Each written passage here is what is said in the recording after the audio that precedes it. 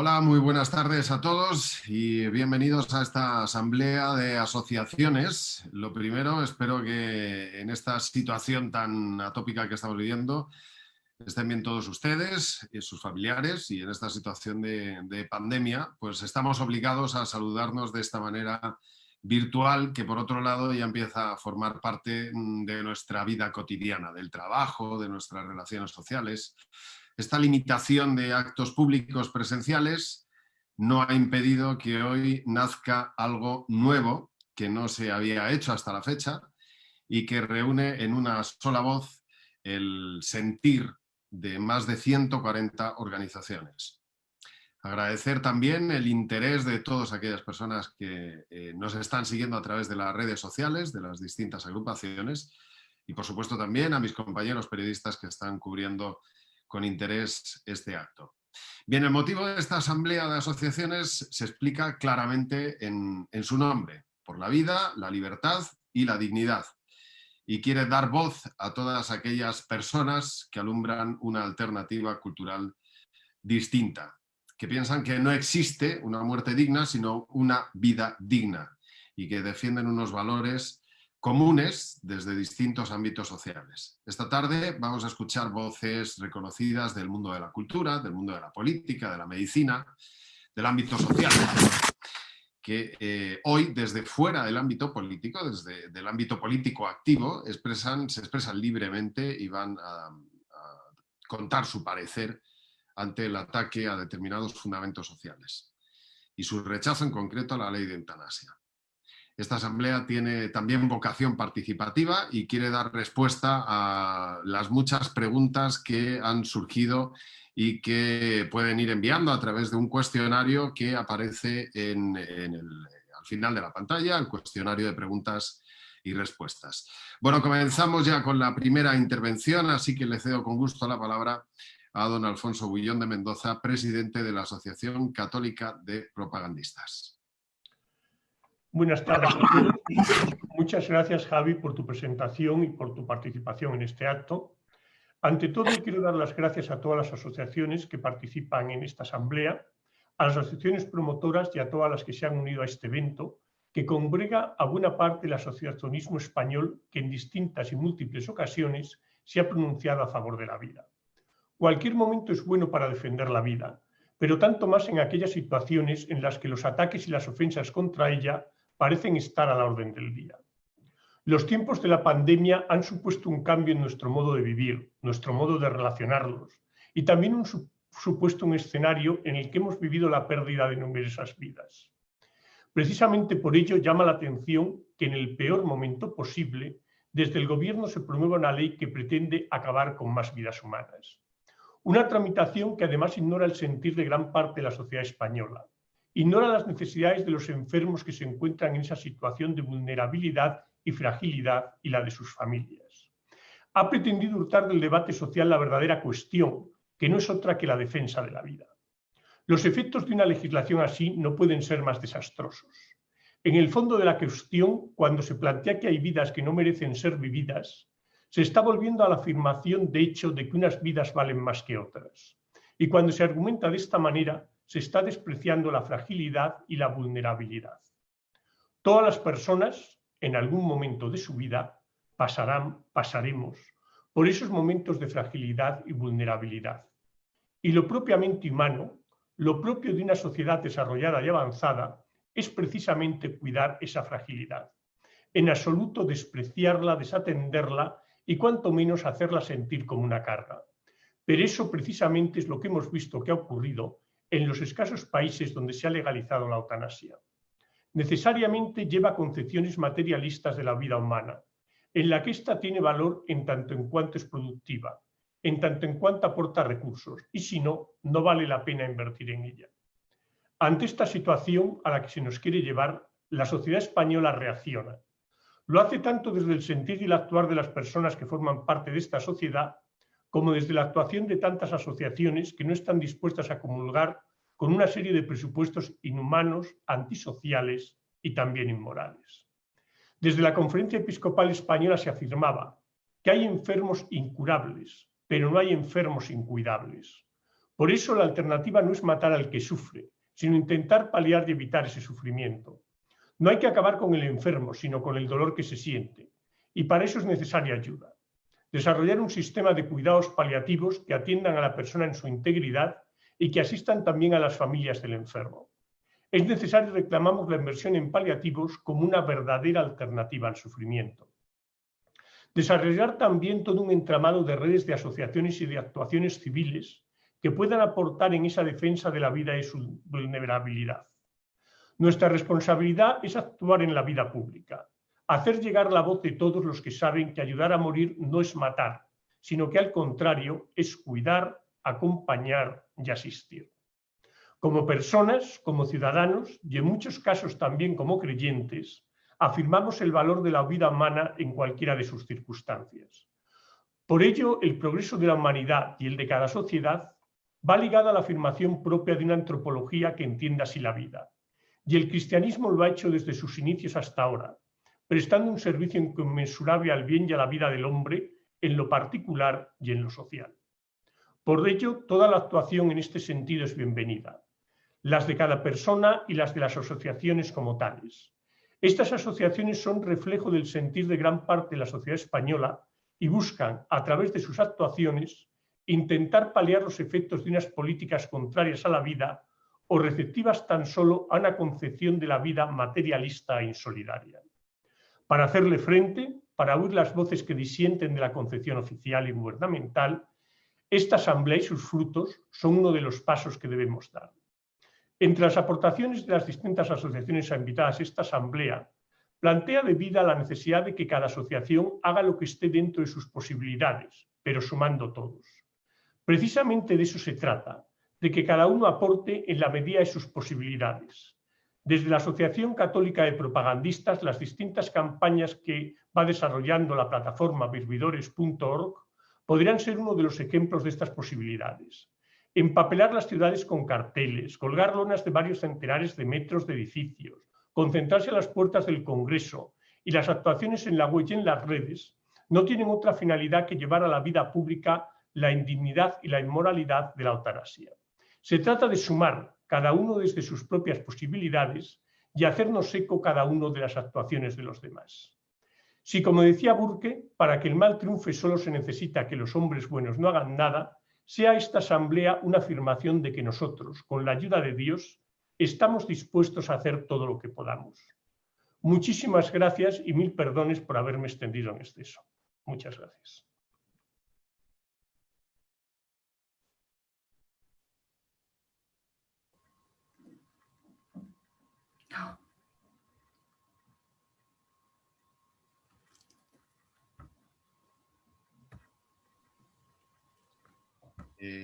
No sé si se me ha escuchado o no se me ha escuchado, María. No se me ha escuchado, ¿verdad? Bueno, le daba las gracias a Alfonso y decía que vamos a escuchar ahora a María San Gil Noaín de la Fundación Villa Cisneros.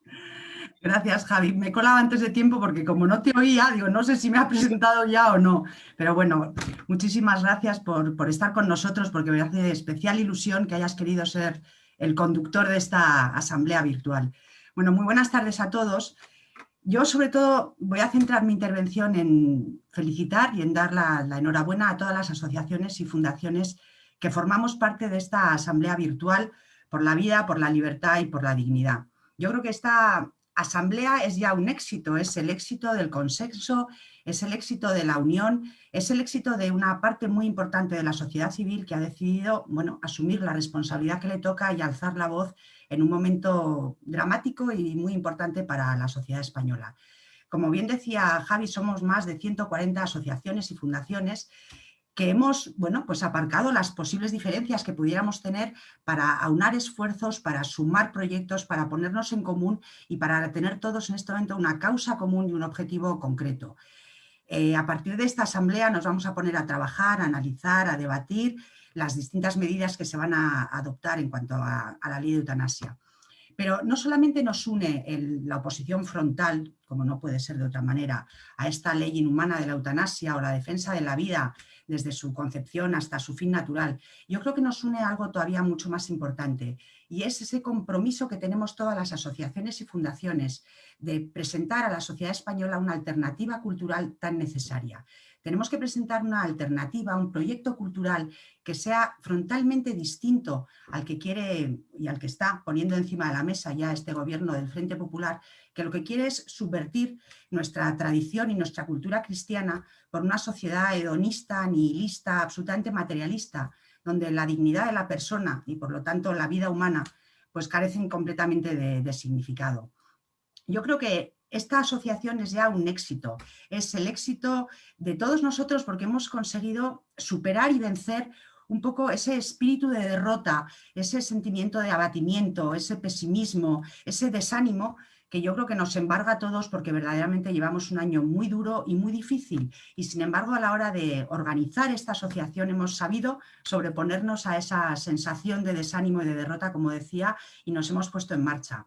Y esa ilusión, ese éxito que tiene esta asamblea, yo creo que se refleja en la generosidad y en el trabajo que estamos dispuestos a realizar y a acometer las distintas asociaciones y fundaciones que queremos trabajar con ahínco, con ilusión y con perseverancia para conseguir, bueno, pues que la sociedad en su conjunto cambie.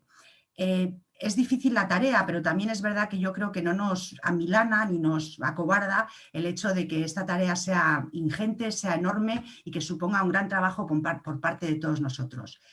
No tenemos vocación de efímeros, no hacemos una asamblea puntual, no es hoy y hoy se acaba, no, hoy es el principio de muchas cosas, de muchas acciones que vamos a realizar.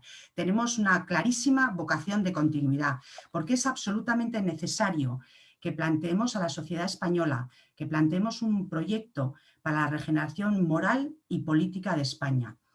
Hay una parte importante de la sociedad que en este momento se siente huérfana, se sienten huérfanos de líderes, se sienten huérfanos de referentes, se sienten huérfanos de argumentos, de pedagogía, y creo que todas y cada una de nosotras, las fundaciones y las asociaciones, tenemos que ser coherentes y tenemos que ser honestos con nosotros mismos y seguir trabajando en aquello que defendemos, en este momento hacerlo de una forma común y conjunta. Tenemos además que reivindicar claramente el derecho a existir. Tenemos que decir que podemos pensar y actuar de forma distinta a la moda dominante, que ya sabemos que no somos políticamente correctos, pero no por eso vamos a dejar de actuar, de estar y de hacer todo lo que podamos. Yo creo que no tienen derecho a callarnos, pero nosotros, como asociaciones y como fundaciones, tenemos la obligación moral de defendernos de todos los ataques que podamos llegar a recibir. Tenemos un poco también la responsabilidad de despertar conciencias, de intentar mover a la sociedad que está anestesiada, adormilada, que es la sociedad que al Frente Popular le interesa tener, una sociedad acrítica, que no piense. Bueno, pues nos toca a nosotros despertar esas conciencias y mover un poco a la sociedad. Es el momento de la sociedad civil cohesionada, unida y coordinada. Una de nuestras grandes fortalezas es lo novedoso de la unión de tantos diferentes. Yo creo que es la primera vez que tantas asociaciones tan dispares, tan distintas del conjunto de España nos aglutinamos, nos ponemos todos de acuerdo en trabajar conjuntamente con un objetivo para todos. Me parece que esa es una fortaleza que tenemos que explotar. Y luego tenemos otra enorme fortaleza, que es la convicción de que estamos haciendo lo correcto. Hacemos aquello que tenemos que hacer y eso nos tiene que dar la fuerza para poder seguir trabajando y trabajar con ahínco, con fuerza y con tesón. Gracias a todos por la confianza que han depositado en este proyecto. Muchísimas gracias a todas las asociaciones, a todas las fundaciones que nos están viendo y que se han integrado en esta asamblea virtual, que quieren trabajar con todos nosotros, que vamos a hacer un trabajo conjunto. Como digo, es el momento de la sociedad civil y esta será la primera de muchas de las acciones de esta asamblea de asociaciones por la vida, la libertad y la dignidad. Muchísimas gracias. Muchas gracias, María. Ahora sí le he dado al micrófono y ya lo tengo conectado. Será que no hemos tenido reuniones, ¿verdad?, a través de Zoom en todo este tiempo. Vamos a escuchar ahora a Ignacio García Juliá, presidente del Foro Español de la Familia. Muchas gracias, Javi. Bueno, voy a comenzar en estos 7 minutos más o menos que vamos a tener, primero haciendo una reflexión corta sobre la gravedad de la situación en la que nos encontramos. Vemos una agresión generalizada y simultánea en todos los órdenes de convivencia: la familia, la vida, la educación, la dignidad de la persona. Se ha institucionalizado la mentira como un instrumento de acción política y social, y se limita la libertad de opinión, llamémoslo censura, como un instrumento de la acción política y social normal. La mentira está institucionalizada ahora mismo en España. Bien, así, con este preámbulo, lo que tenemos es una enorme necesidad de coordinarnos para dar una respuesta conjunta. Cuando los recursos son escasos, pero la voluntad es firme, es necesaria una coordinación de todas las asociaciones para dar una respuesta lo más eficaz posible. En una situación como esta es necesario realizar una planificación centralizada y una ejecución descentralizada. No se trata de imponer a nadie lo que debe o no debe hacer. Se trata de proponer acciones concretas que cada uno puede desarrollar según sus capacidades o sus recursos. El éxito, desde luego, va a depender de esa acción coordinada y firme entre todos. No nos podemos desalentar ante reveses visibles. Algunos dicen, las leyes ya están aprobadas, las leyes se llevan a cabo. Eso nunca nos ha desalentado. La mera acción conjunta, la proposición a la sociedad de ideas claras y sensatas y razonadas, el transmitir que no estamos solos y que somos mayoría, ya es un éxito y un triunfo de nuestra razón. Así hoy presentamos esta iniciativa, esta asamblea, que no es otra cosa que la puesta en marcha de las ideas que hemos referido anteriormente. Proponemos acciones concretas a llevar a cabo en territorio nacional. Serán de toda índole. Actuaciones en medios de comunicación, en redes sociales. Cuando se vaya a salir a la calle, se saldrá a la calle con la palabra, escribiendo artículos. Poco a poco nos iremos haciendo un hueco para ser la opción viable para el desarrollo de nuestra sociedad. Vamos a dar respuesta a los ataques más inmediatos que estamos recibiendo, pero también se adelantarán acciones futuras. Se requerirá la colaboración de todos, huyendo de confrontaciones y protagonismos estériles y disolventes. Somos, por tanto, una asamblea, un instrumento de enlace y de continuidad. Eso significa que generaremos ideas, generaremos propuestas y las llevaremos a cabo, siempre y cuando, lógicamente, sean razonables. Es el momento de ponernos en marcha, de que las personas sensatas y razonables actúen de una forma coordinada para que la respuesta sea lo más eficaz posible. No es una lucha de David contra Goliat, eso no es así, somos muchos más y somos mucho más razonables. Los que quieren destruir nuestra convivencia lo tienen todo, menos la razón. Algunos nos han preguntado cómo se puede hacer para influir en partidos políticos, en otras asociaciones, incluso en diferentes confesiones religiosas, para que se adhieran a nuestro proyecto. Es sencillo, aunque nos parezca difícil, es sencillo. Tengamos en cuenta que los partidos políticos son instituciones privadas de carácter público.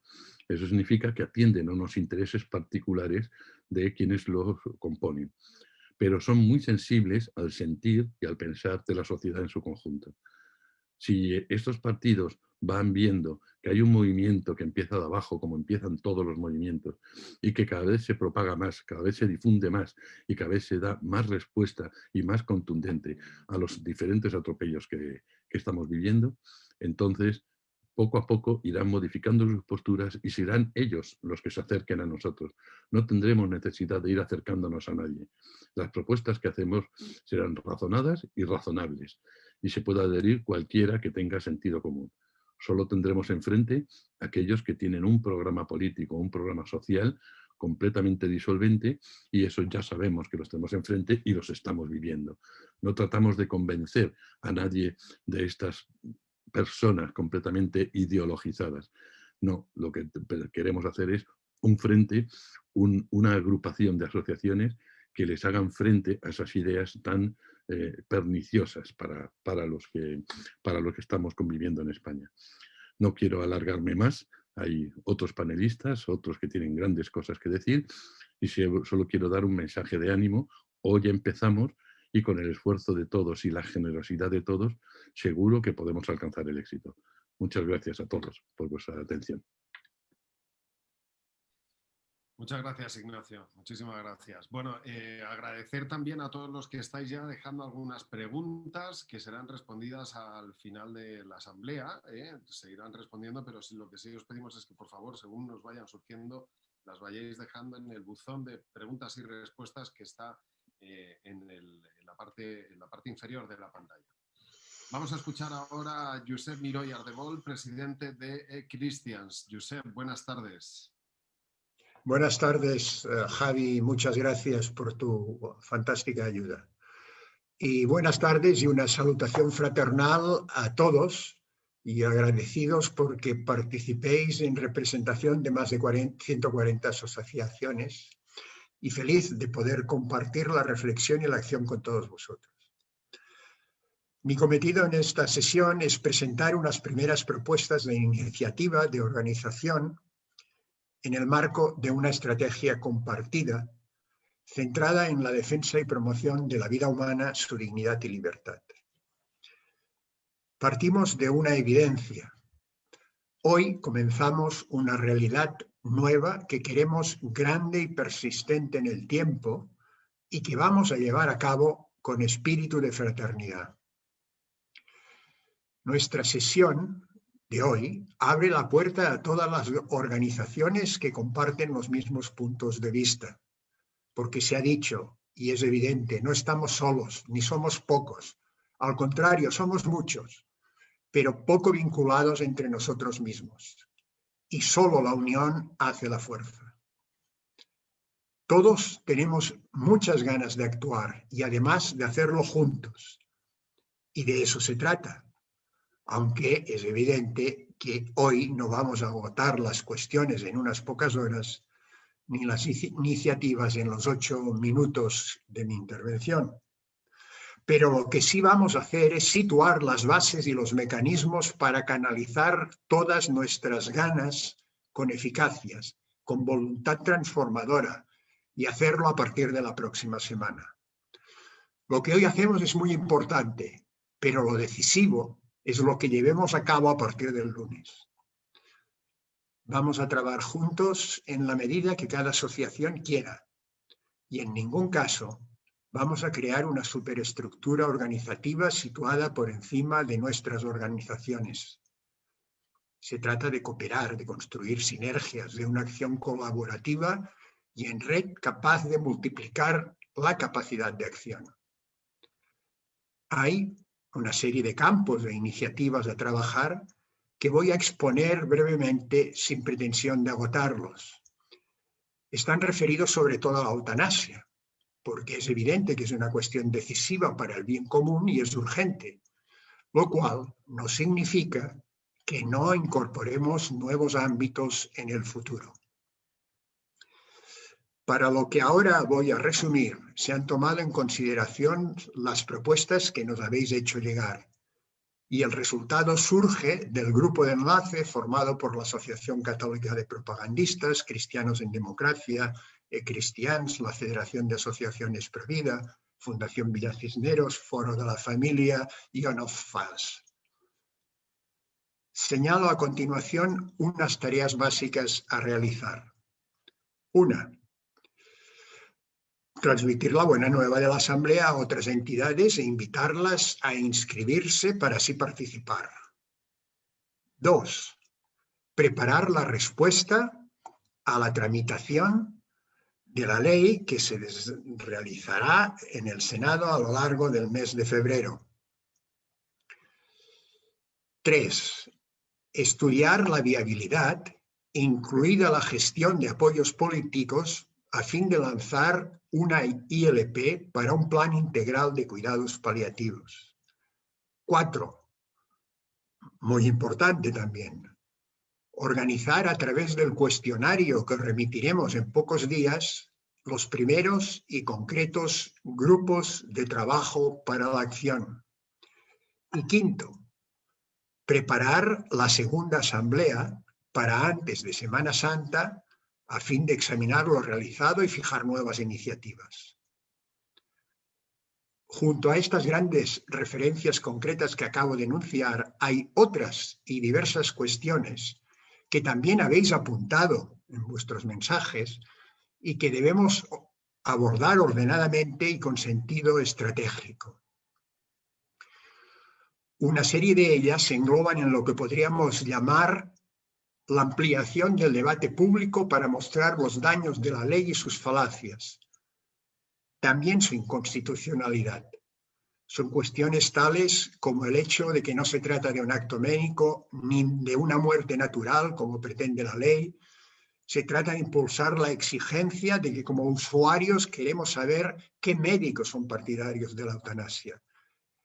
La lista ha de ser de los que son partidarios de matar.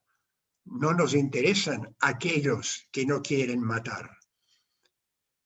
También se trata de la intervención de las comunidades autónomas en la aplicación de la ley y la disponibilidad de un sistema de cuidados paliativos para toda la población. Es absolutamente decisivo que la Iglesia acreciente la formación de los fieles en esta cuestión en todos sus niveles y ámbitos.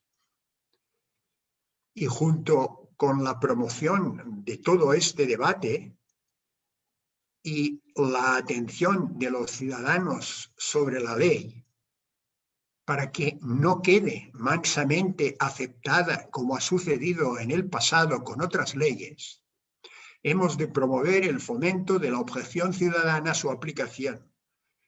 Y esto, enunciado tan rápidamente, significa muchas cosas. Me refiero a algunas de ellas sin afán de agotarlas. Por ejemplo, una campaña permanente para el registro ante notario de últimas voluntades de quienes no aceptan la eutanasia y exigen cuidados paliativos. Trabajar para que las residencias no asuman la aplicación de la ley, promoviendo una declaración de últimas voluntades. Y, en un sentido parecido, lo mismo para los hospitales. La existencia de modelos de carta a disposición de familias e ingresados en residencia alertando sobre la nueva ley y solicitando su no aplicación. En todo esto, es evidente que la colaboración de la Iglesia es importante por el número de residencias y centros hospitalarios que regenta. Hay que exigir muchas cosas concretas. Por ejemplo, la incorporación de los equipos de salud mental ante peticiones de eutanasia o de suicidio asistido. Y todo ello con la coordinación con la profesión médica, con sus colegios profesionales y otros colegios de la sanidad y el cuidado. Todo esto no agota, subrayo, pero ayuda a ejemplificar aspectos de la objeción ciudadana que hemos de pretender promover. También serán determinantes articular la colaboración de todas nuestras redes y páginas web, articularlas para hacer llegar mensajes acordados comunes a cientos de miles de personas que de otra manera no alcanzaríamos. Este es un caso claro de la enorme sinergia que representa la cooperación. Y no hemos de descuidar el análisis y el diagnóstico. Por ejemplo, ¿por qué ha cambiado la opinión en términos favorables a la eutanasia y al aborto? ¿Qué y cómo trabajar para su reversión? En un futuro corto, también habremos de plantearnos el debate social sobre el derecho a hacer presente los puntos de vista favorables a la vida en los ámbitos educativos y en las instituciones públicas. En fin, con esta muestra vemos claramente, es evidente que la tarea es grande, también es magnífica por su fuerza transformadora y vamos a llevarla a cabo. Cuando esta asamblea termine, comienza la acción. Pongámonos a trabajar en común por el bien común. Amigos y amigas, el gran cambio ha empezado. Vayamos a por él.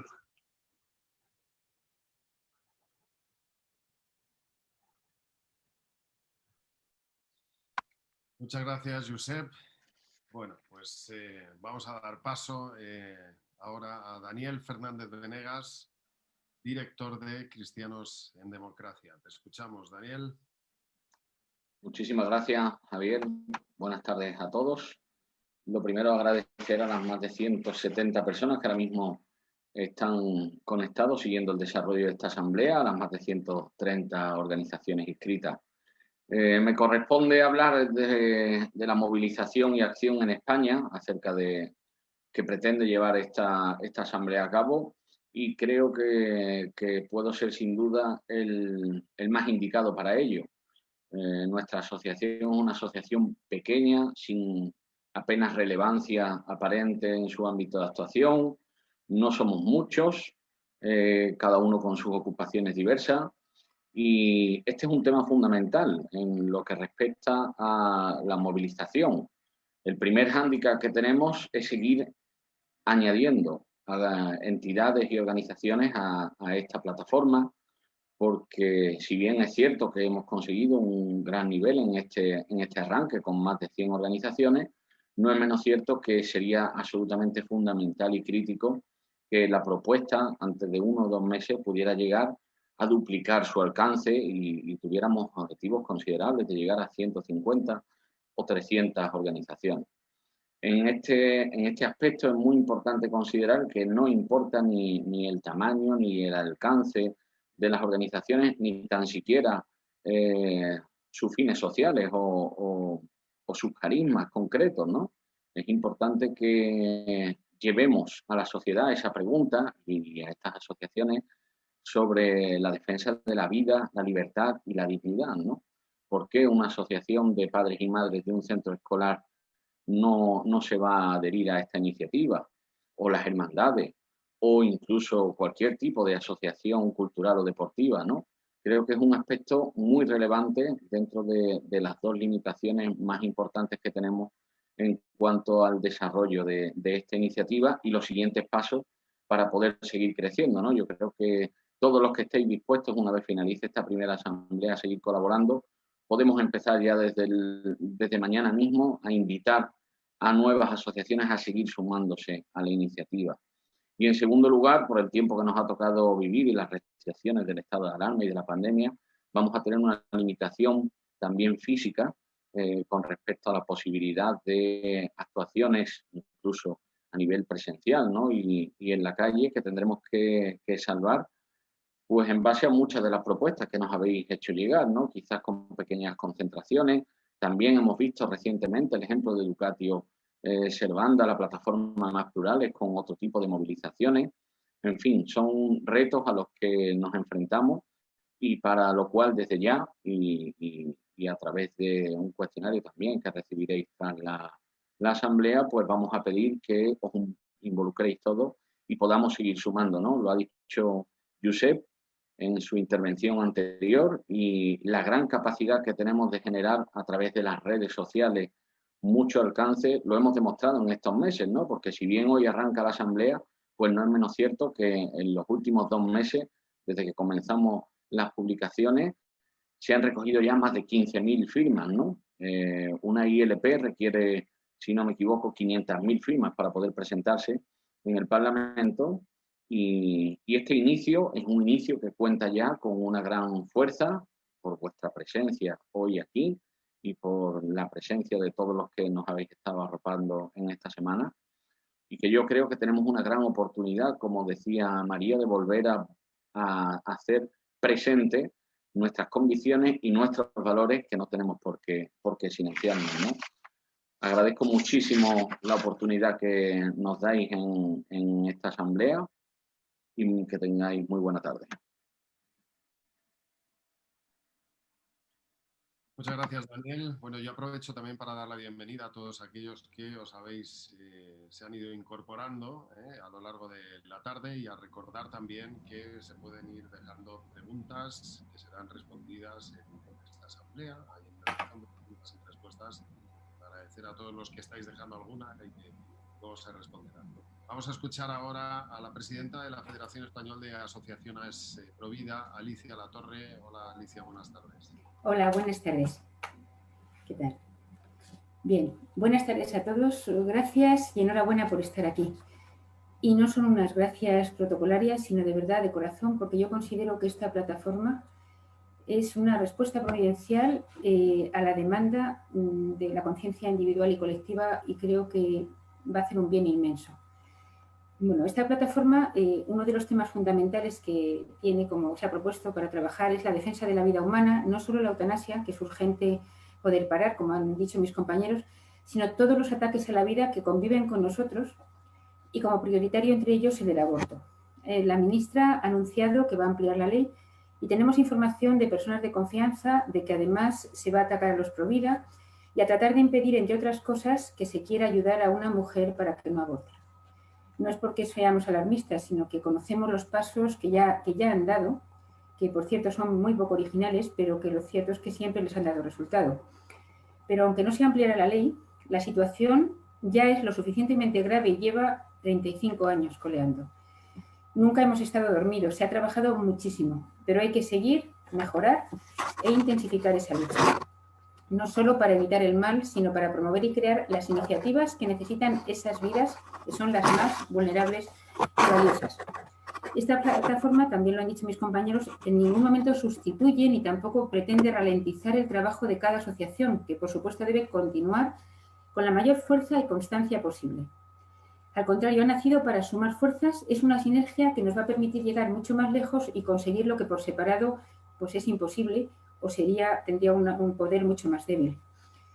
Todo el bien que ya se está haciendo por parte de tantas asociaciones, por tantos buenos profesionales fieles a sus códigos deontológicos, debe mostrarse a la sociedad, pues son muchos los que están desanimados y pensando que esta situación no puede revertirse.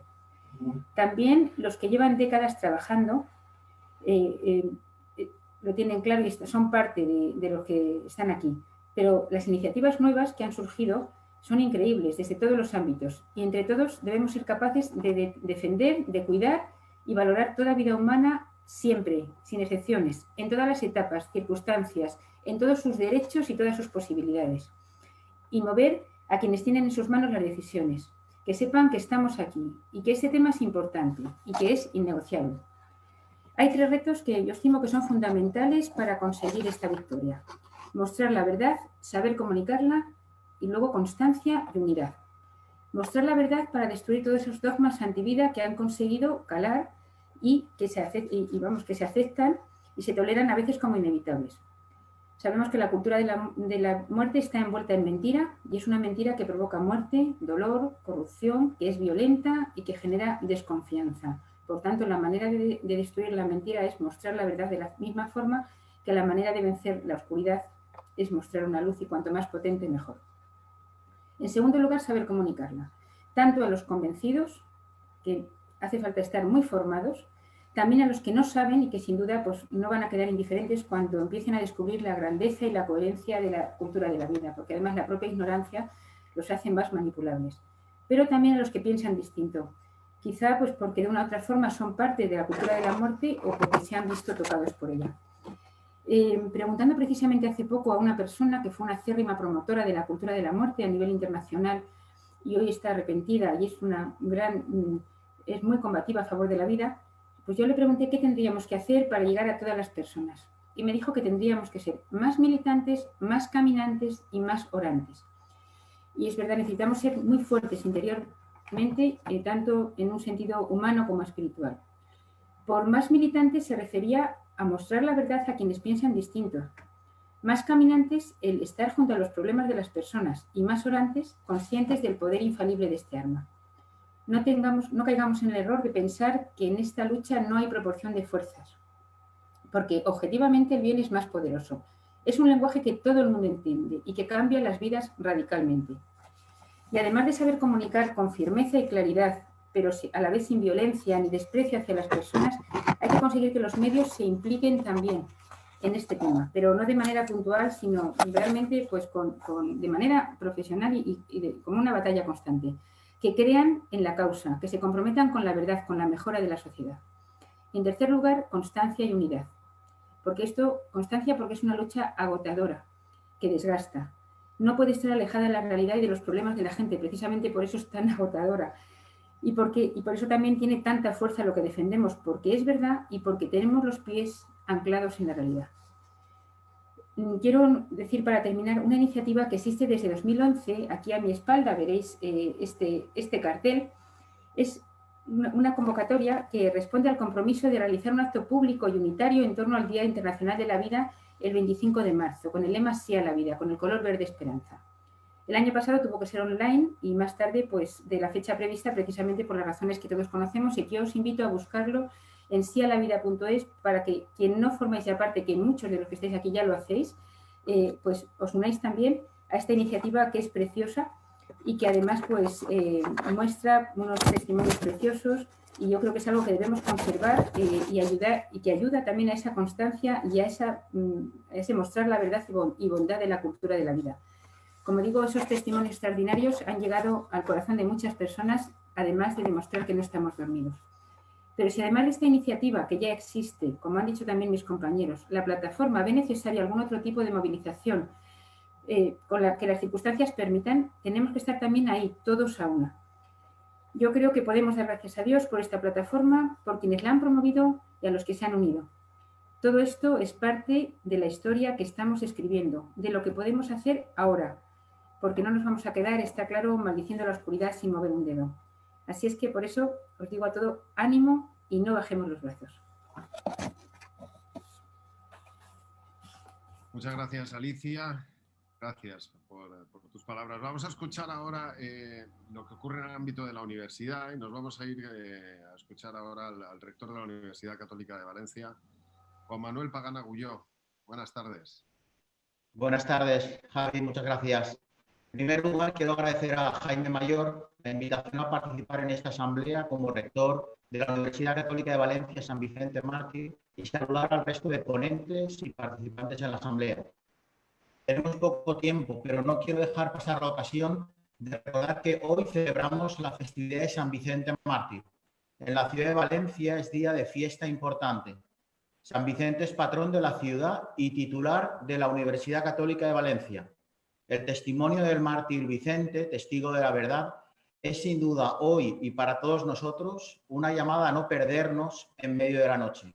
No hay mejor manera que el martirio para presentar la forma en que el cristiano participa en la historia de salvación de la humanidad. Y esto es algo que en este foro es importante recordar.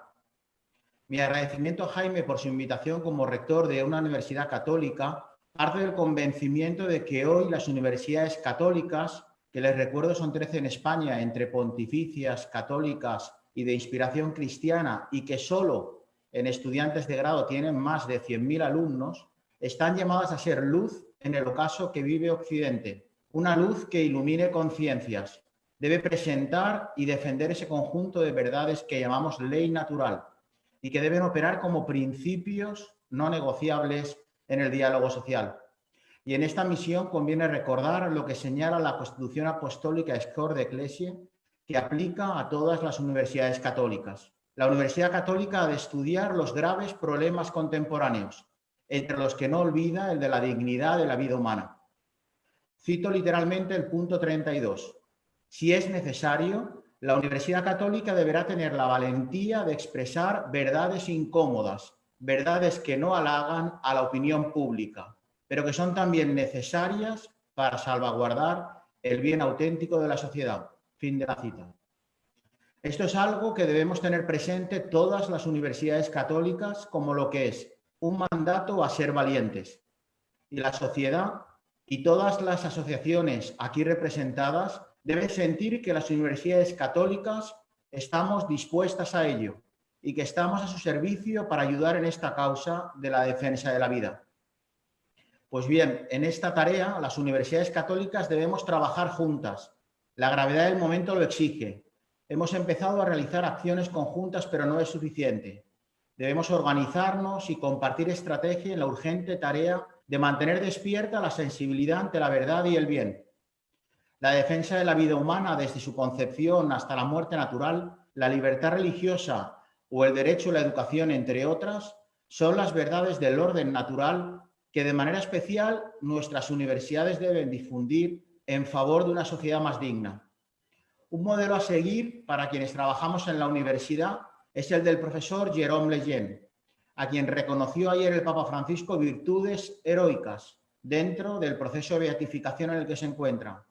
el profesor Leyen nos indica el camino a seguir: investigar, cuidar y defender la vida, con valentía y asumiendo las consecuencias que esto tiene en una cultura de muerte como la nuestra.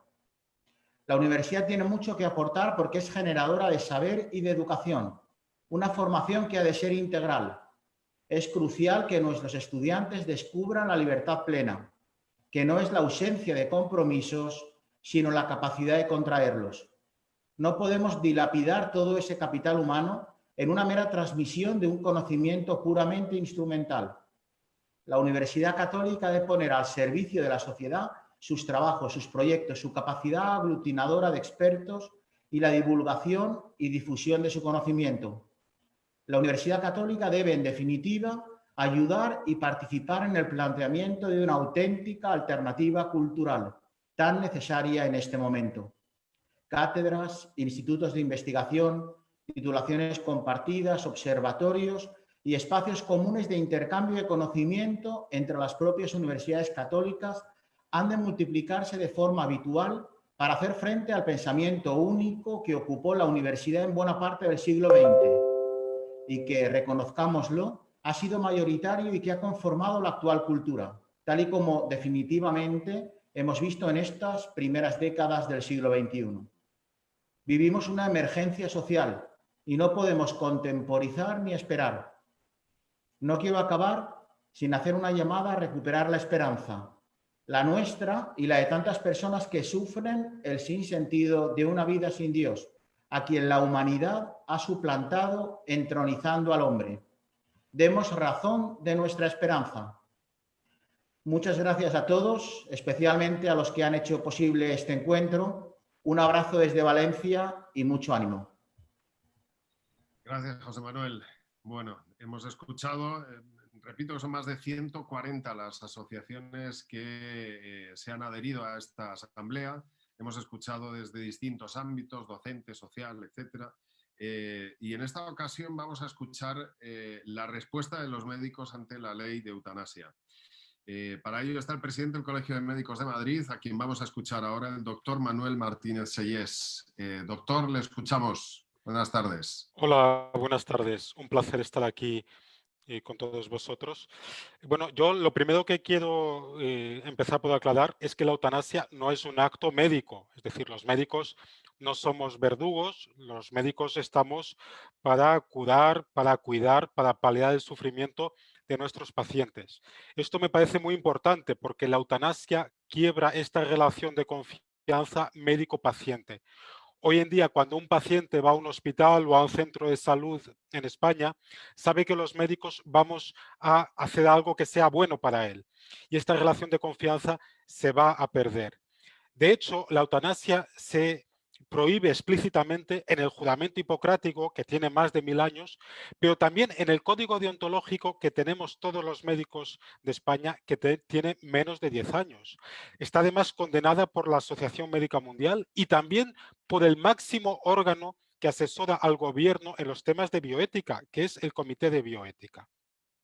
¿Qué es lo que sucede? Que sin diálogo y aprovechando la situación de pandemia, de forma apresurada, el gobierno va a aprobar una ley que además es una ley de obligado cumplimiento. Evidentemente que tendremos la opción de objeción de conciencia. Como ya se ha dicho, nosotros seríamos más partidarios que si hay algún médico que esté dispuesto a realizar estas prácticas, ese sea el que tenga que significarse en algún tipo de listado. Porque, ojo, si nos obligan a hacer la objeción de conciencia, habría que ver qué consecuencias tiene, sobre todo en una profesión como es la medicina, que hay mucha inestabilidad laboral. Hay muchos médicos que están firmando contratos cada 6 meses. También, como se ha comentado, es una ley que nace desde el engaño.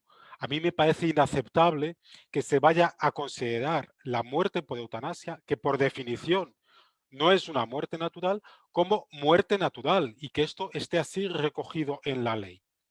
¿Qué es lo que nosotros necesitamos de verdad? Necesitamos una ley de atención integral al sufrimiento. Es decir, en España tenemos muchos pacientes que están sufriendo, que tienen unos síntomas que no están bien controlados y no están recibiendo unos adecuados cuidados paliativos. hay que pensar que pese a que se recomiendan 2 servicios de cuidados paliativos por cada 100.000 habitantes, nosotros tenemos 0,6, es decir, no llegamos ni a la mitad. Esto significa que hay mucho paciente que está sufriendo, que no recibe un tratamiento adecuado y en vez de darle una alternativa de control de sus síntomas, la única opción que va a dar esta ley es matar a este paciente y por lo tanto me parece particularmente cruel que en vez de implementar las medidas que permiten una atención integral a los pacientes que están sufriendo, la única ley que se va a aprobar es una ley que permite matarlos. La eutanasia en toda Europa solo está aprobada en el Benelux. Yo creo que eso ya sería un motivo de reflexión. Es más, si cogemos todos los países del mundo, solo hay 2 más, que son Canadá y Colombia, que la tienen aprobada. En estos 2 últimos países, cuando se aprobó la eutanasia, previamente se aseguraron legislativamente que implementaban unos adecuados cuidados paliativos, cosa que no se ha hecho en España. Y además, en los países que llevan ya años, como es el caso de Holanda, que llevan casi 20 años con la ley de la eutanasia aprobada, se ha podido comprobar lo que se llama la pendiente deslizante. Es decir, que aunque se empieza en unos supuestos muy concretos de pacientes que claramente han pedido la eutanasia, que tienen un sufrimiento incontrolable, que ha venido un equipo médico externo a comprobar esta petición, todos estos supuestos se van pasando a medida que pasa el tiempo y llega un momento que es incontrolable. Y hoy en día en Holanda se está aplicando eutanasia a ancianos con demencia, a pacientes con enfermedades mentales, a niños con discapacidad. La eutanasia se ha vendido como progresista, se ha vendido como de izquierdas, cosa que no es cierto. Además, todo lo contrario, la eutanasia es particularmente peligrosa para los más débiles del punto de vista clínico, pero también para los más débiles del punto de vista socioeconómico. Es decir, si yo tengo una mala situación económica, pues puedo sentirme una carga para mi familia y esto puede llevarme de cierta forma, mediante una presión, a solicitar la eutanasia para dejar de ser carga. Una persona que tenga una buena situación económica ya se encargará de una clínica privada y ahí le darán unos cuidados paliativos adecuados y vivirá todo lo que tenga que vivir. Es además curioso que cuando hace 2 años en Portugal se intentó aprobar una ley similar a esta, el Partido Comunista Portugués votó en contra, precisamente por esto. Es que la eutanasia no es progresista, la eutanasia es un retroceso. Ya he comentado, además, que muchos de estos pacientes no tienen una verdadera autonomía. Es paradójico que una ley que se defiende para promover la autonomía, al final, pues va a ser lo contrario, va a presionar a pacientes, muchos de ellos que a lo mejor la misma situación clínica no les permite ser autónomos, muchos de ellos que pueden tener enfermedades mentales o una depresión patológica. Y aquí es fundamental una valoración por parte de unos equipos de salud mental ante cualquier petición de eutanasia.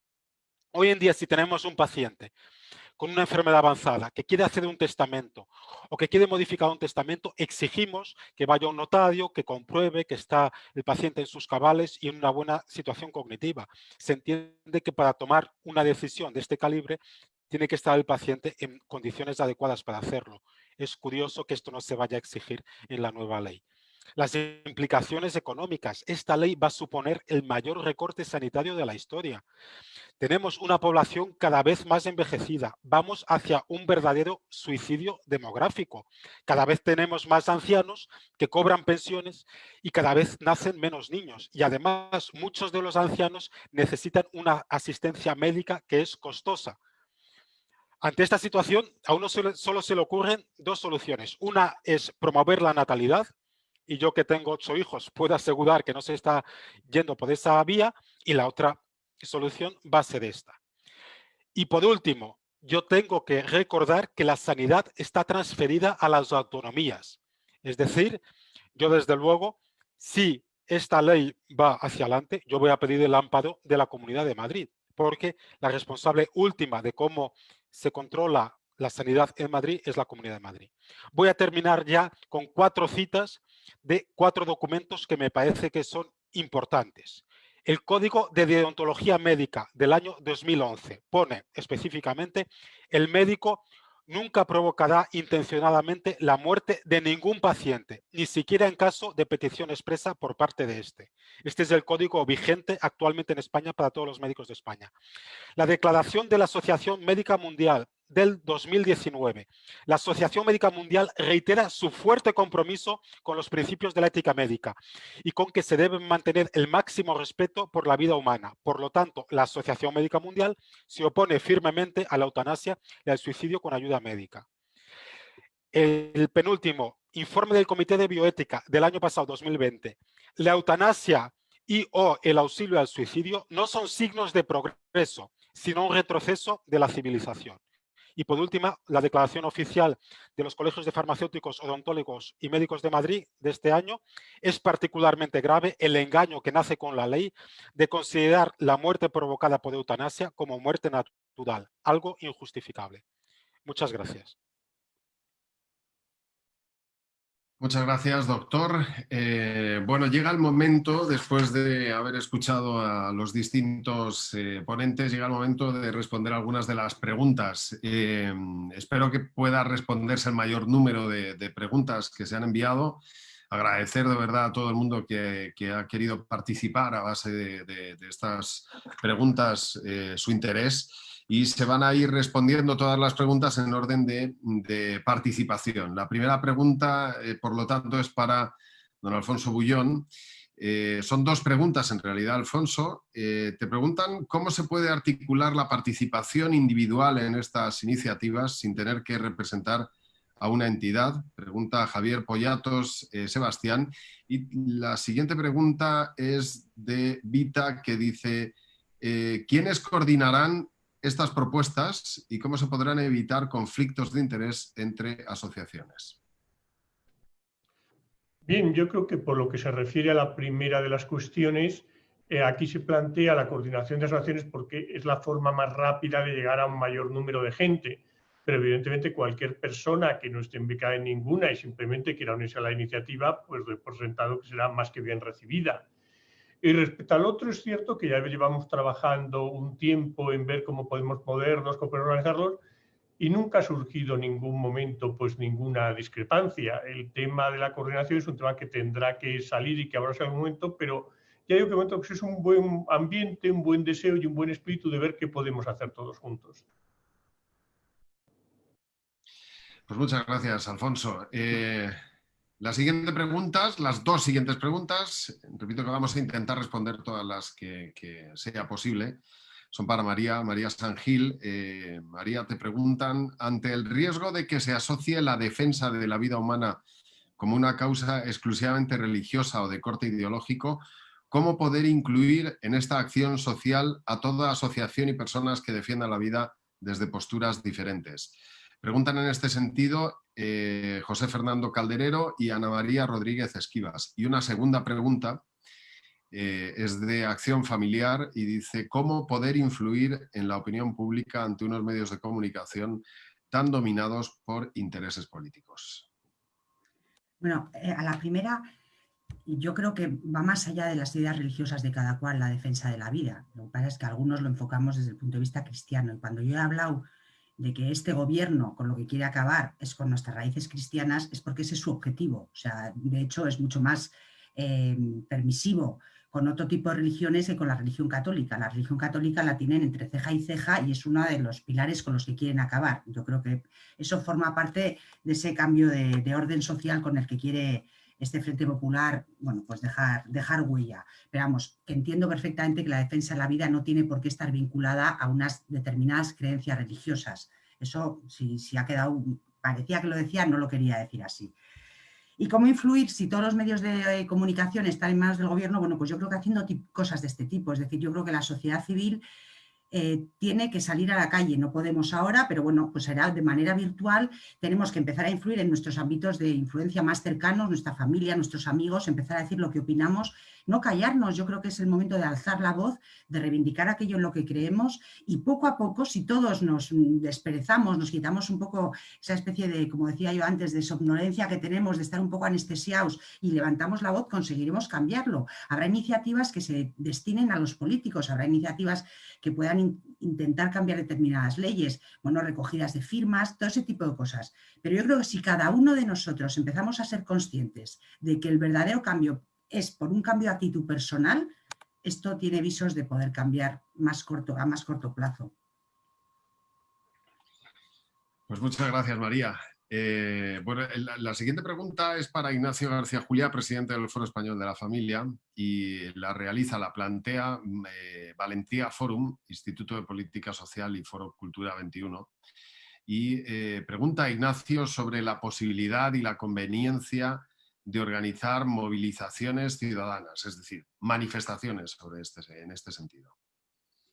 Bien, es una pregunta fácil. Ahora mismo, de momento, no es muy posible, porque salvo que sean vehículos, como se han hecho en otras ocasiones, por otros motivos, pues no va a ser posible. Pero claro, como esta asamblea nace con vocación de continuidad y de permanencia en el tiempo, pues llegará un momento en que sí, ante una acción concreta, habrá una respuesta concreta que puede conllevar la movilización en la calle. Movilización en la calle con la que ya tenemos mucha experiencia. Y hay que tener en cuenta también que las movilizaciones en la calle atraen muchas personas y son un gran altavoz para que otras que están más perezosas o imposibilitadas incluso de acudir, se sumen a nuestra actividad. Por tanto, sí, claro que habrá... de momento no desechamos ningún tipo de acción. Lo que sí llamamos la atención es que hay que desperezarse y no rehuir ninguna conversación ni ninguna intervención. Si estamos ante la radio y podemos llamar a la radio, pues podemos llamar a la radio y decimos lo que pensamos ante alguna arbitrariedad o algún error. Si estamos leyendo el periódico y vemos algo que no, pues podemos escribir cartas al director o actuar de alguna otra manera. Es decir, es un problema de levantarnos e ir, ¿no? Levantarnos, vamos, ¿no? Pues ese es el problema, levantarnos de una vez y empezar a actuar en la vida pública, porque si no lo hacemos ahora, quizá quede poco mañana para poder actuar. Muchas gracias, Ignacio. La siguiente pregunta es de la fórmula del Foro de la Familia de Valencia. Se la vamos a trasladar a Josep Miró, al presidente de Christians, y habla Josep sobre cómo poder hacer llegar a la sociedad el mensaje de que es posible una alternativa antropológicamente respetuosa con la vida y la dignidad humana. Primero, sabiéndola plantear bien, y creo que las intervenciones de hoy y otras muchas reflexiones que han ido apareciendo estos días en los medios, esto lo confirman. Tenemos un buen planteamiento, tenemos razones, algunas desde la fe y otras simplemente desde la calidad del propio razonamiento. En segundo término, debemos desarrollar nuestros propios canales para llegar a la gente. En este sentido, yo me refería en mi intervención a la importancia de trabajar en red, en las redes sociales, aprovechando la suma del potencial de cada una de nuestras páginas en este medio, de cada una de nuestras webs, para transmitir aquello que nos hemos puesto de acuerdo, evidentemente. Pero esto es importantísimo. De entrada, con los que estamos aquí presentes, situando esta tarea en red, podríamos llegar fácil a 600.000 personas y con un poco de esfuerzo y un poco de recursos podríamos llegar a 1 millón de españoles. Y la tercera es trabajando bien a los medios de comunicación, a los medios generales, a los grandes, a los pequeños, a los locales, a los que tienen alcance en toda España. Estos son los 3 niveles. Ahora, nada suple el que trabajemos unidos, que pongamos fin a la diáspora de la gente que pensamos de una determinada manera, que dejemos de ser cabezas de ratón y que configuremos un gran león sin pensar demasiado quién es la cabeza, porque la cabeza la hemos de ser todos y al mismo tiempo. Muchas gracias, Josep. Vamos a seguir respondiendo preguntas. En este caso la fórmula Enraizados, la ha formulado también a esta asamblea, y la va a responder Daniel Fernández, director de Cristianos en Democracia. La pregunta dice: ¿de qué manera se puede invitar a otras entidades, otras asociaciones vecinales, clubes deportivos, a adherirse a esta plataforma, Daniel? Pues mira, en nuestro caso directamente nos hemos dirigido a las entidades en las que los miembros de nuestra junta directiva o los asociados de nuestra asociación ya forman parte, ¿vale? Entonces, es una cuestión bastante simple y que numéricamente se expresa también de una forma muy coherente con lo que estamos haciendo. Este grupo empezó con 6-7 organizaciones, posteriormente pasó a unas 20, fruto de los contactos de esas 6 personas, y una vez que se ha abierto y cada uno de nosotros contactando con otras entidades, pues estamos hoy aquí casi 150 organizaciones. Si mañana esas 150 organizaciones comenzamos a movernos, que seguro que cada uno en nuestro ámbito tenemos alguna cercana, en la próxima a mí no me cabe duda que estaremos 300 o 350. Y todo parte siempre pues de los asociados de cada una de nuestras organizaciones. Muchas gracias. Hay una pregunta que vamos a trasladar en este caso a la presidenta de la Federación Española de Asociaciones Provida, Alicia Latorre. La pregunta la formula la asociación Voz Posaborto y dice: ¿qué podemos hacer, Alicia, para revertir la cultura de la muerte de la que la mayoría sufrimos las consecuencias negativas? Bien, no sé si tengo la cámara. No, ahora mismo no te vemos. Ya. Vamos a ver, ahora sí. Perfectamente. Muy bien, pues me parece que las personas, además quiero dar las gracias especialmente a esta asociación que está haciendo un bien inmenso con todos esos heridos de la cultura de la muerte, porque si ya teníamos los argumentos que teníamos en el 85, después de estos 35 años de aborto, creo que tenemos el argumento tristemente comprobado y añadido no solamente de esas vidas perdidas, de esas vidas cegadas, sino también el daño inmenso en tantas personas, mujeres, hombres, familias, en la sociedad, la demografía, en todos los campos.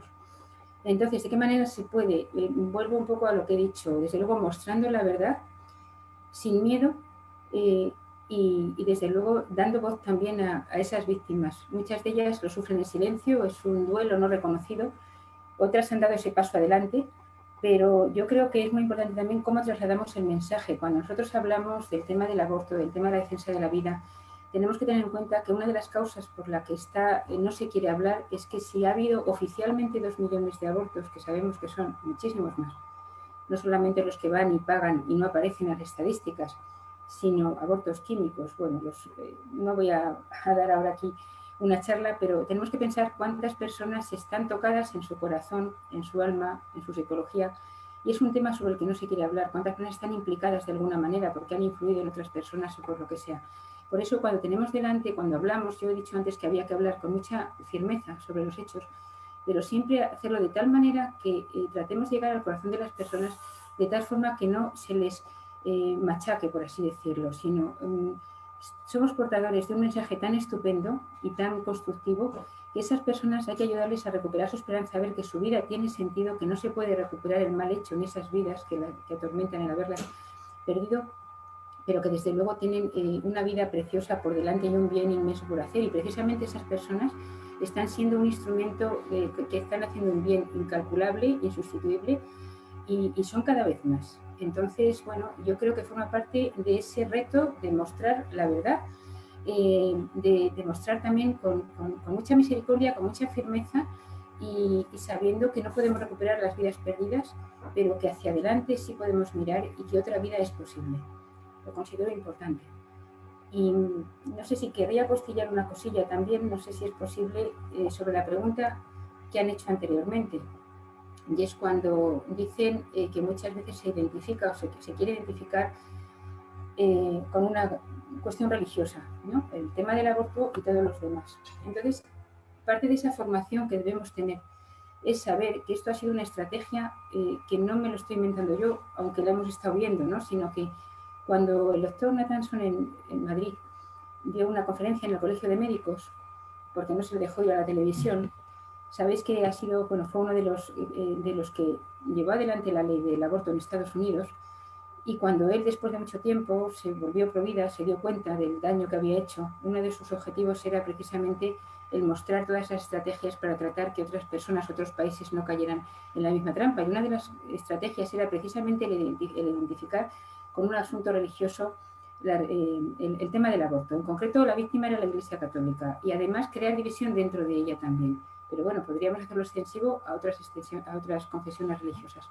Precisamente por decir, si yo no soy creyente, no tengo por qué defender la vida. Quien es creyente está tratando de imponer sus ideas a otras personas. Entonces hay que saber que no es un asunto religioso, no es una cuestión de creencias, sino de evidencias, que cuando una cureta destroza dentro del vientre de una madre a un hijo no es cuestión de creencias, que cuando una mujer siente ese dolor, sea creyente o no sea creyente, eso nos iguala a todos, pero que tampoco hay que caer en el extremo de pensar que una persona que sea creyente entonces no tiene capacidad de pensar, sino que quien sea creyente tiene además otras razones añadidas y a lo mejor es donde encuentra la fe para seguir, o sea, esa fuerza para seguir en la lucha. Pero hay que saber esto, que la cuestión de la defensa de la vida es de creyentes, de no creyentes, que hay miles de razones de tipo médico, de tipo sociológico, de tipo psicológico, de todos los ógicos que queramos, y también desde un punto de vista de la fe, por supuesto. Pero no es una cosa exclusiva de los creyentes y por tanto nadie se puede escaquear, por así decirlo, si no es creyente, porque esto es una cuestión de justicia, de derechos humanos. Cualquier político de cualquier signo, cualquier persona con una conciencia recta y un poco de corazón debería luchar por la cultura de la vida y desde luego están a tiempo de cambiar de bando los que lo vean de otra manera. Muchas gracias, Alicia. Hay una pregunta más, en este caso sobre la juventud, que le voy a trasladar al rector de la Universidad Católica de Valencia, a José Manuel Pagán. Una pregunta que llega por dos partes. Por un lado, el Instituto Blas de Lezo, y la formula de una manera muy parecida también María del Carmen González, que habla y nos pregunta, José Manuel, sobre cómo poder motivar a la juventud para que participe en estas iniciativas. Bueno, pues lo primero y por obvio que resulte, haciéndoles partícipes de estas iniciativas, ¿no? Yo creo que es importante que no tengamos miedo a la hora de comunicar esto, ¿no? Muchas veces a los jóvenes pues queremos ser tan cuidadosos, tan escrupulosos, tan políticamente correctos que dejamos de anunciarles la verdad, ¿no? Entonces yo creo que lo primero es a los jóvenes hablarles en verdad, ¿no? Y hacerles partícipes de la realidad que estamos viviendo, ¿no? Y nos sorprende, ¿no? Cuando al joven tú le hablas con esta claridad, responde y responde afirmativamente. El problema es que cada vez hay menos espacios donde el joven pueda pensar, ¿no? A veces simplemente nos queremos limitar a instruir, a capacitar y nos olvidamos de lo importante que es generar ese pensamiento crítico, ¿no? Y a partir de ahí dejarle libertad también para que pueda decidir. Pero uno puede decidir cuando alguien le ofrece una alternativa. Y esto ofrecer alternativas hoy no se lleva, ¿no? Hoy estamos más en ese pensamiento único. Así que lo primero sería eso, ¿no? Hacer partícipes, trasladar a los jóvenes de distintas formas este pensamiento. ¿Y cómo poder crear, pregunta One of Us, cómo poder crear sinergias desde iniciativas como esta y las universidades y grupos académicos? ¿Cómo se puede conjugar todo eso? Pues yo creo que lo fundamental aquí también es pues sentándonos, ¿no? y poniendo sobre la mesa que efectivamente hay cuestiones que nos ocupan y preocupan a muchos desde distintas responsabilidades, ¿no? Y hoy es un ejemplo de esto, ¿no? Yo creo que lo decía antes Josep. Lo que es importante es que aquí nos quitemos la camiseta de nuestro equipo local y nos pongamos una camiseta de selección nacional, ¿no? Y que veamos cada uno cómo podemos aportar desde nuestra realidad. Y la universidad pues tiene mucho que aportar en materia de formación, en materia de investigación, en materia de transferencia también y de divulgación, ¿no? Y lo primero es escuchar también. Y yo espero que a partir de aquí, bueno, pues también tengamos la humildad, las universidades, de escuchar, ¿no?, a las asociaciones que nos puedan trasladar qué es lo que necesitan de nosotros como universidad que comparte inquietudes, ¿no? En este caso, con One of Us o con cualquier otra de las que hoy están aquí presentes. Pues muchas gracias, José Manuel. Han surgido también varias preguntas después de la intervención del presidente del Colegio de Médicos de Madrid, del doctor Manuel Martínez Sellés, y algunas de ellas se las vamos a plantear en este momento. En este caso la plantean ANDOC, ADEVIDA y la Asociación Bioética de Madrid, y es sobre la necesidad y la posibilidad de organizar una acción coordinada, doctor, relativa a la objeción de conciencia en los médicos que no quieran administrar eutanasia. ¿Cómo se puede realizar esto? Bueno, efectivamente, como he intentado resumir en mi charla, este punto me parece muy importante. Es cierto que, aunque todavía existe una pequeña esperanza de que esta ley no se venga a materializar, pues esta esperanza ya es casi nula, con lo cual tenemos que prepararnos para la situación en la cual la ley esté vigente. Desde luego, desde los colegios de médicos, lo que tenemos que exigir es, uno, que estos registros sean anónimos, es decir, que las autoridades no conozcan a aquellos profesionales que han realizado objeción de conciencia. O, como he dicho antes, que para mí sería lo ideal, que hubiese una objeción de conciencia inversa, por así decir. Es, si hay algún médico que esté dispuesto a ir contra el código deontológico y contra el juramento hipocrático, que sea ese médico el que se signifique. Habría otra opción que no contempla la ley, pero claro, es que si la eutanasia no es un acto médico, es difícil de entender por qué se exige que lo realicen los médicos. Por lo tanto, la otra opción sería el crear una profesión que se dedique a esto, ¿no? Como en su día había la profesión de verdugo, pues crear una serie de profesionales que se dediquen a matar pacientes con enfermedades avanzadas en vez de darles un tratamiento para paliar su sufrimiento. ¿De acuerdo? Lo que pasa es que esta opción no se contempla en la ley. En resumen, desde los colegios profesionales y en concreto desde los colegios de médicos, creo que nos va a tocar estar muy vigilantes, el exigir que se cumpla la objeción de conciencia y sobre todo que esta objeción de conciencia no tenga consecuencias a nivel profesional.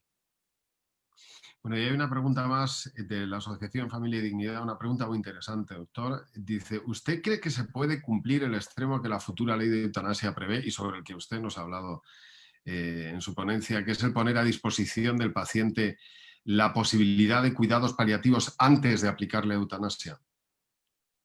Bueno, es que esto debería de producirse. Lo que pasa es que, uno, actualmente es manifiesto que la mayoría de los pacientes que tienen enfermedades avanzadas no reciben cuidados paliativos adecuados. Es decir, en España muchas veces más que cuidados paliativos, lo que estamos aplicando son cuidados moribundos. Es decir, los pacientes reciben cuidados muy al final de su proceso patológico, cuando tendrían que hacer o tendrían que recibir cuidados paliativos en los últimos meses de su vida y esto les permitiría tener una mejor calidad de vida. Además, somos de los pocos países europeos que no tienen una especialidad oficial de cuidados paliativos. Qué curioso que el otro es el Benelux, ¿no? Es decir, está muy claro que una vez se legalice la eutanasia, los escasos cuidados paliativos que tenemos en este momento van a reducirse.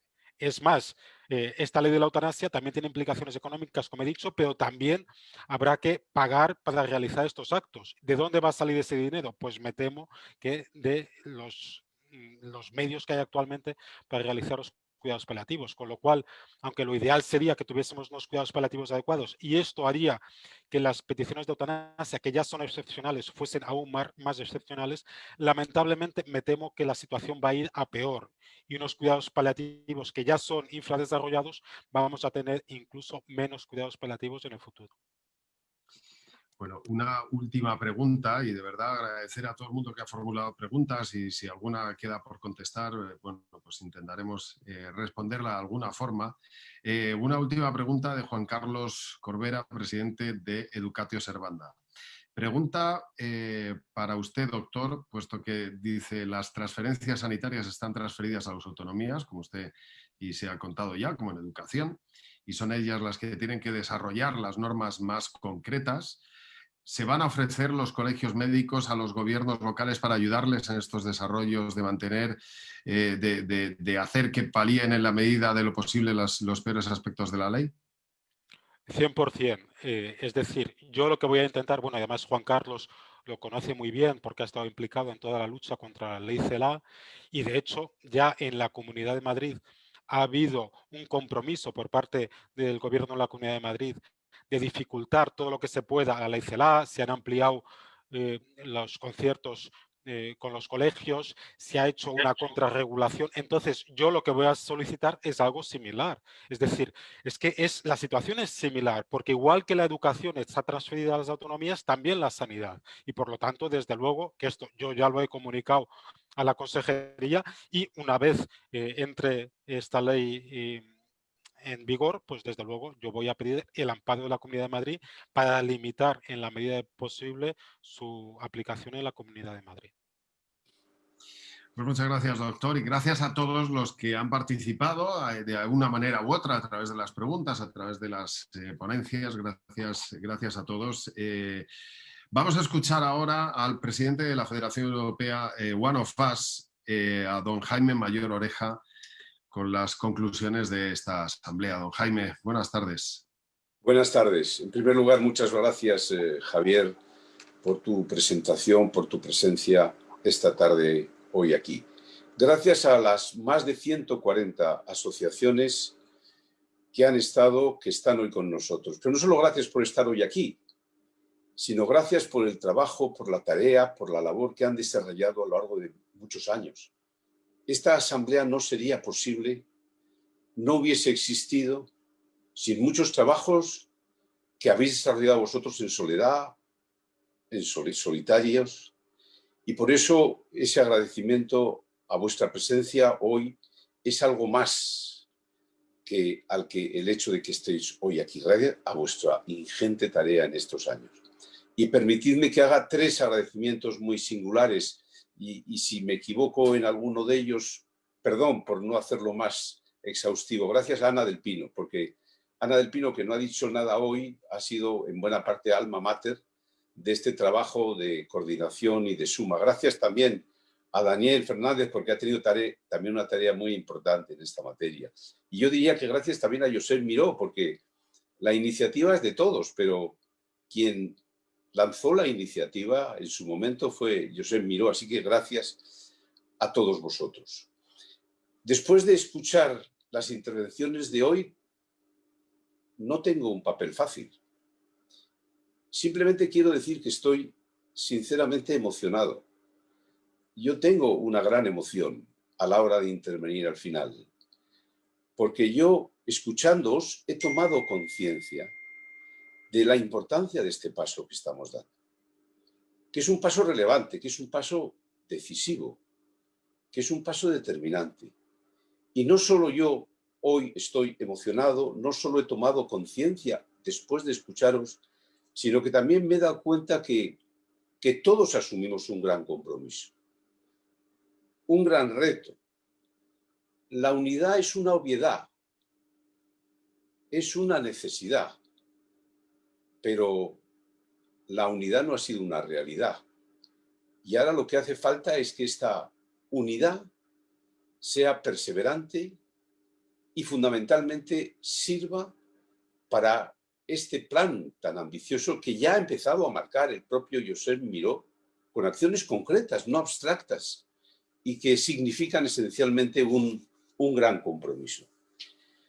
Como no tengo muchísimo que decir después de escucharos a todos vosotros, me vais a permitir que os traslade una lección de vida, que puede ser, algunos lo pueden considerar un poco petulancia. No es así, al menos por mi parte, simplemente el transmitir una lección de vida, no una lección que imparto yo, sino una lección que me ha dado la vida a mí. El año 77, cuando yo empecé la política en Guipúzcoa y en el País Vasco, yo me di perfectamente cuenta que ETA era casi imbatible. Y la transición se limitó y fue mucho hacer la transición. Pero en aquellos años, ese proyecto de ruptura parecía imbatible. 20 años después, en 1997, un año después de entrar en el gobierno, nos dimos cuenta que ETA no era imbatible. Y por ello nos llenamos de convicción y de determinación. Y todo empezó a cambiar, aunque lamentablemente no ha concluido de la mejor manera posible. Pero vaya si cambió nuestra determinación, nuestra convicción, nuestra acción decidida cuando estuvimos convencidos que aquello no era imbatible. Hoy sucede algo similar. Tenemos una moda dominante que parece imbatible, que domina la mayoría de los medios de comunicación, que tienen todo, como muy bien decía Ignacio Sánchez Juliá, menos la razón. Pero es evidente que están crecidos y cuanto más extremistas sean dentro de ese frente, están más eufóricos. Pues bien, si eso es así, si es verdad que están ganando hoy por goleada, estar seguros que antes que después van a perder, porque no hay cimientos, no hay fundamentos, no hay valores, no hay razones, y solo hay rencor y el oscuro deseo de cambiar un orden social por otro sin fundamentos. Por eso es tan importante que sintamos, que interioricemos este sentimiento de que vamos a ganar, que eso sin duda nos va a llevar a la determinación, a la convicción, a la decisión. Y eso lo hacemos desde la unidad que fundamentalmente nos debe caracterizar para siempre. Yo quiero, después de trasladar mi emoción, quiero destacar 3 presencias hoy muy singulares. Para mí, la de todos sin duda, pero hay 3 que quiero destacar. En primer lugar, la presencia de los médicos, del Colegio Médico de Madrid, de Manuel, que indudablemente nos da una fortaleza enorme. La opinión de los médicos es decisiva y determinante en esta tarea de hacer frente a la eutanasia. Pero también quiero destacar la presencia de un rector de la Universidad Católica de Valencia, que sin duda significa un gran compromiso y significa que también la universidad está en este debate cultural y las universidades católicas, que hoy también están representados, solo faltaba yo creo que un elemento decisivo en esta actividad que es CEU San Pablo y la Asociación Católica de Propagandistas. Bueno, y la tercera, que no están participando, pero que nos están escuchando. Diputados y senadores de partidos distintos, pero que queremos conectar con ellos, porque ellos van a ser determinantes también en lo que es el trecho legislativo que falta y también en el futuro. Y dicho todo esto, lo que quiero insistir al final de mi intervención es que esto es un paso más, como muy bien lo habéis dicho vosotros. Es un paso más en lo que es y debe ser una alternativa de carácter cultural, que significa esencialmente que valores como la vida hoy, pero la verdad también, como apuntaba muy bien Alicia, pero también la naturaleza y la dignidad de la persona humana, la libertad de educación, ahí está más plurales con los que vamos a contactar, porque están desarrollando ya una tarea ingente, la libertad religiosa también. Y también la idea de España, pero entendida esencialmente desde su auténtica dimensión, desde su auténtica naturaleza. Bueno, todo esto significa una definición de una alternativa cultural. Pero empecemos por la Asamblea de la Vida. Empecemos haciendo frente a esta ley perversa como es la ley de la eutanasia. Perseverancia es un elemento que sin duda es esencial en la vida y es vital, en mi opinión, también para esta asamblea de la vida. Nosotros tenemos que ser fundamentalmente extremadamente generosos. Nosotros tenemos que ser fundamentalmente también, en la medida de lo posible, tenemos que saber extremar la bondad entre nosotros y la confianza entre nosotros. Unos son de una manera de ser, otros de otro. Unos tienen una determinada estrategia, otras asociaciones otras, pero necesitamos reforzar la confianza de nosotros mismos.